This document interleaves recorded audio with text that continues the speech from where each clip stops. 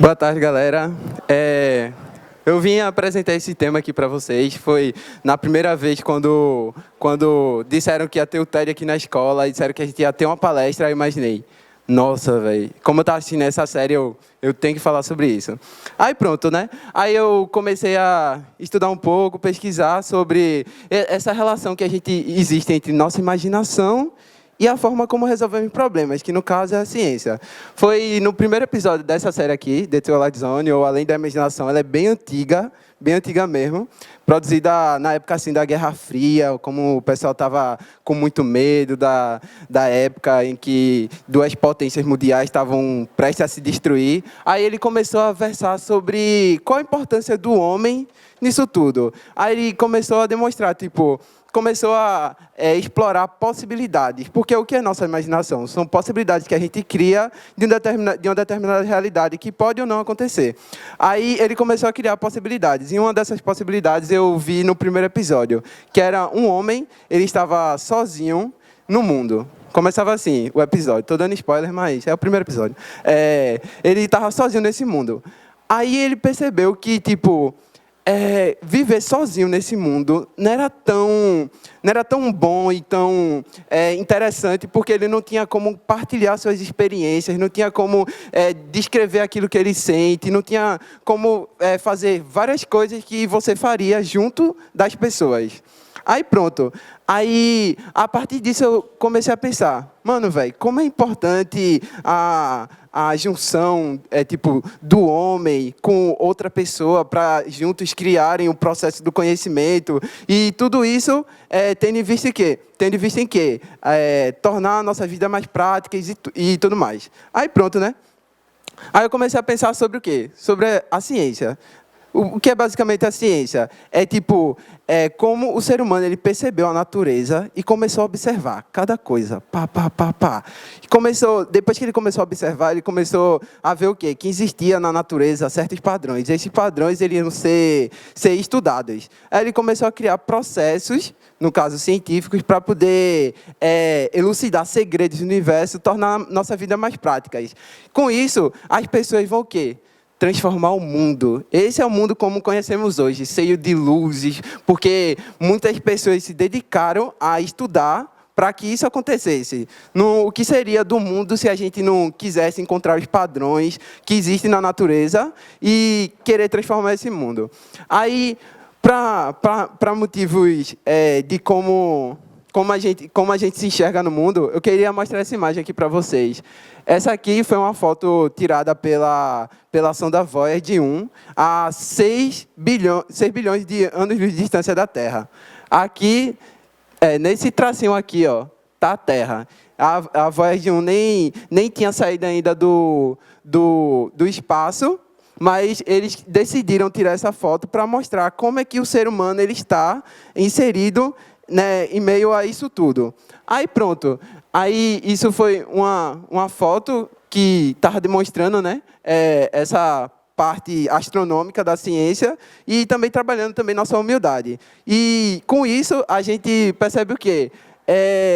A nossa falibilidade. A gente somos um amontoado de moléculas orgânicas que em poucos anos a gente pode, desfalecer e o que é que vai valer nisso tudo? Aí a gente tem que começar, tudo começou como?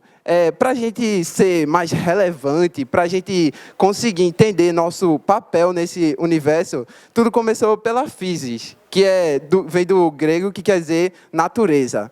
Aí pronto, desde os tempos antigos, os egípcios, os mesopotâmicos, os gregos, todos eles estavam querendo descobrir a natureza, descobrir essa essência que faz com que nós seres humanos podemos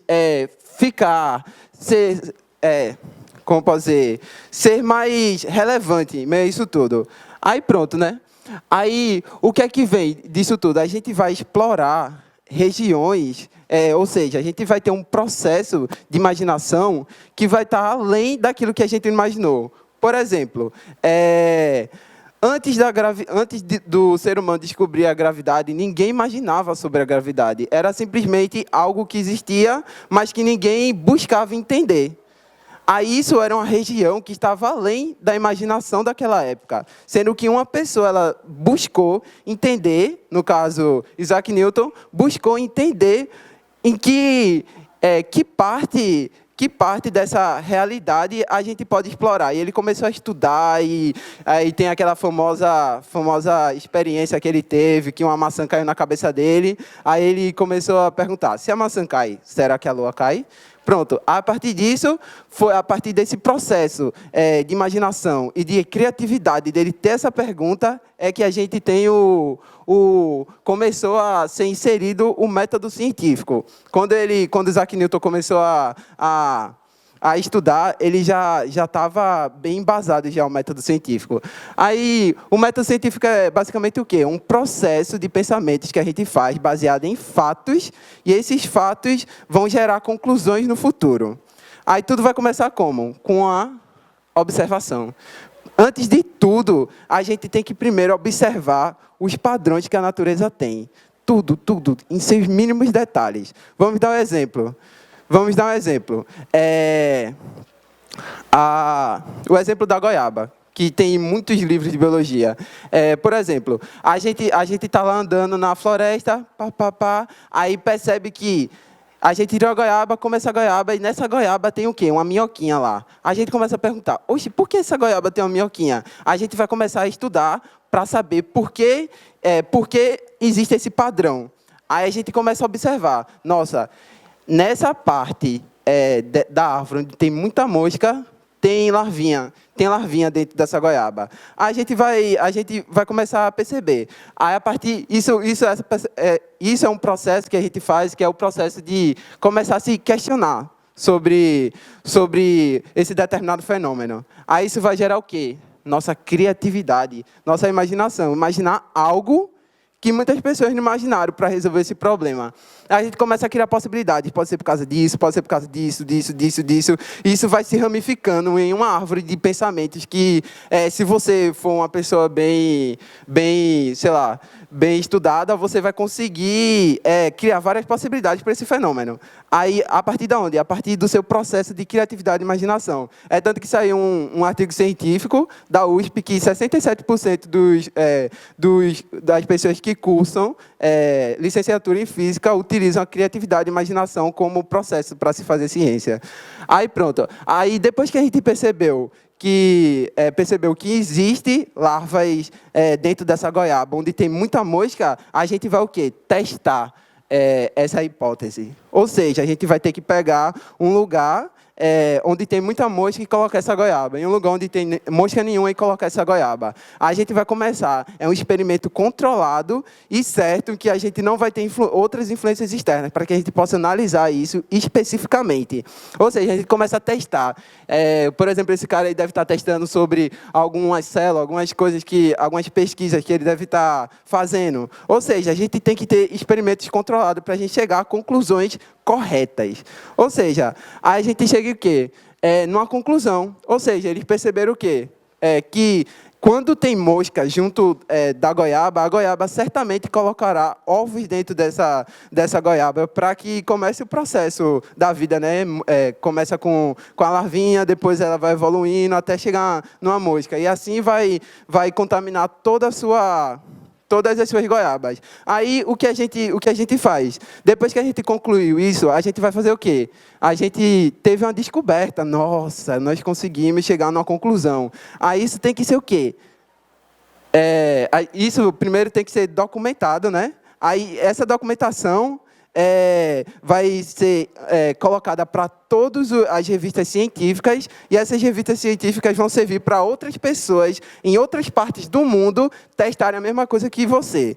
Se pelo menos uma pessoa fizer o teste e não ser corretamente, sua teoria ou sua hipótese já vai estar entrando em não vai ser muito acreditada pelas pessoas da comunidade científica.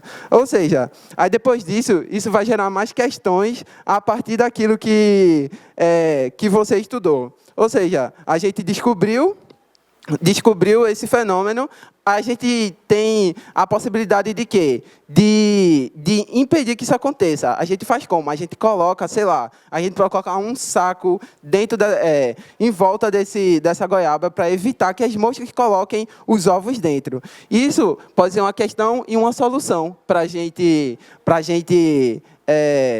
resolver nesse problema. Aí isso vai gerar o quê? Novas observações e novos testes. E é assim que se consolida todo o método científico. A gente faz o quê? Observação sistemática e controlada, como eu falei. A gente faz, vê os fatos verificáveis e tem as hipóteses testáveis e falseáveis. Como fala o famoso filósofo austríaco Karl Popper, ele fala que todas as nossas hipóteses têm que ser falseáveis. A gente não pode chegar e afirmar que existe algo muito além, sei lá, que existe uma partícula que pode chegar no nosso corpo e explodir. Tem como testar isso? Não. Então, a gente não pode considerar isso como uma hipótese que é palpável. A gente tem que ter hipóteses que estejam de acordo com os fatos que a gente tem, que é a famosa dedução.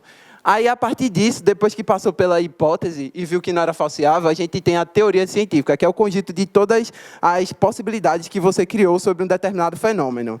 Isso vai gerar o quê? Implicações e conclusões. Essas conclusões vai fazer com que você crie novas observações e novas análises, baseado num princípio lógico. Isso vai fazer com que você chegue em novos fatos. Aí, se esses fatos corroboram com a teoria, a gente junta mais a teoria científica. Se não, a gente vai reciclar essa hipótese e fazer todo o processo, tudo de novo.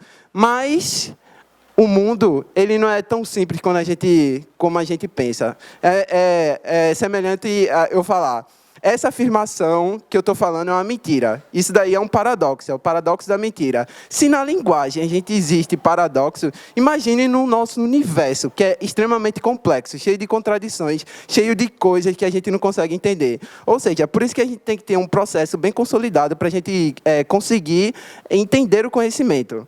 Aí pronto, né? Tudo isso, aí o famoso físico Albert Einstein ele falou: o presente, o passado e o futuro são apenas ilusões, embora persistentes. Isso é uma prova da própria contradição da natureza. Por quê? Foi determinado na física, que foi testado e é muito, muito comprovado por vários cientistas que a luz ela tem uma velocidade constante, ela vai de um ponto A a ponto B. Se um se um alienígena ele vê a Terra agora, ele não vai estar vendo os seres humanos, vai estar vendo os dinossauros, porque a luz ela vai demorar um certo espaço de tempo para chegar lá. Ou seja, é como se o tempo ele estivesse emaranhado nesse universo e que a gente cheio de contradição. E isso é muito lindo, velho, porque a gente consegue perceber que mesmo a gente sendo extremamente pequeno, a gente consegue entender coisas complexas no papel do nosso universo. Aí também tem essa frase aqui do famoso físico Galileu Galilei, que ele falou: a matemática é o alfabeto com o qual Deus escreveu o universo. Por quê? Ele falou que essa ferramenta da matemática ele chegou a essa conclusão, porque ele percebeu que a gente chega a conclusões tão além da nossa imaginação, que ele percebeu que pode ser... Será que isso é algo transcendental? Será que isso